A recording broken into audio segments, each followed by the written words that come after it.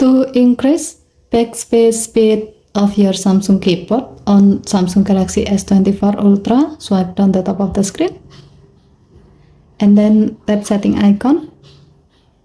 Scroll down the screen to find general management.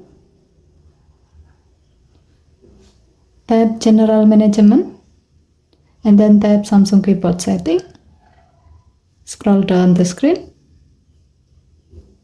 Tap swipe touch and feedback. Tap backspace speed and then select fast.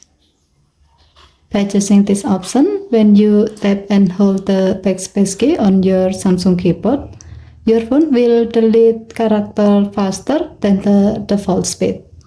Okay, thank you for watching. Please help to like and subscribe. Have a nice day.